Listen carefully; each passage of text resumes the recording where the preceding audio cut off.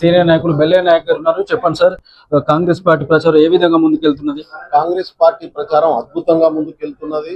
ఇవాళ బూతుల్లో ఇంటింటికి కాంగ్రెస్ పార్టీ కార్యకర్తలు పనిచేస్తా ఉన్నారు. ప్రతి బూత్ లో 15 నుంచి 20 మంది కార్యకర్తలు ఇల్లు పోయి కాంగ్రెస్ పార్టీ ఓటు అడుగుతున్నారు.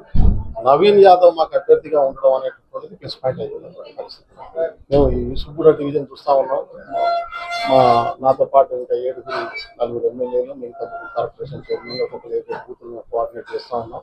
బూత్ ఇన్ఛార్జీలు ఒక్కొక్క బూత్ లో కనీసం బూత్ కు 100 ఓట్లు, 100 నుంచి 120 ఓట్లు బాధ్యత తీసుకొని మా వాళ్ళు పనిచేస్తా ఉన్నారు.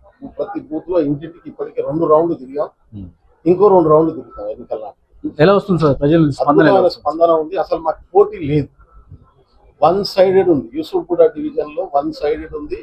ఇక్కడ అక్కడక్కడ మాకు కొద్దిగా అక్కడక్కడ టీఆర్ఎస్ కనబడతా ఉంది. అక్కడ 100 మందిని కలిస్తే అందులో ఒక 5-10 మంది టీఆర్ఎస్ అంటున్నారు.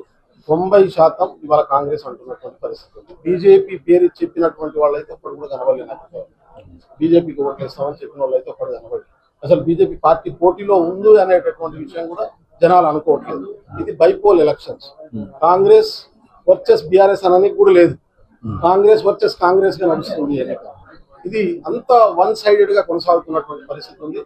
ప్రధానంగా కాంగ్రెస్ పార్టీలో ఉన్నటువంటి నాయకత్వం అంతా బ్లాక్ లెవెల్లో ఉన్నటువంటి, బూత్ లెవెల్లో ఉన్నటువంటి నాయకత్వంతో సమన్వయంతో పనిచేయడం, గ్రౌండ్ లో ఉన్నటువంటి కార్యకర్తలు కోఆర్డినేషన్ తో పనిచేయడం అద్భుతమైనటువంటి పాజిటివ్ వైబ్రేషన్ ఉంది.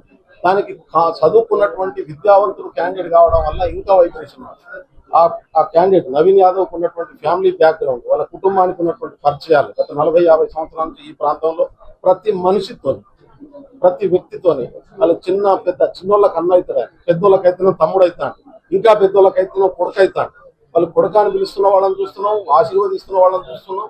అట్లా మీరు మాకు చెప్పుడేంది, మా కొడుకు కదా ఎన్నికల్లో నిలబడ్డదని చెప్తా ఉన్నాం జనం. ఇది ఈ ప్రాంతంలో కనబడుతున్నటువంటి వాతావరణం. కానీ ఇక్కడ చూస్తే 1 సైడెడ్ గా ఎన్నికలు జరుగుతూ ఉన్నాయి.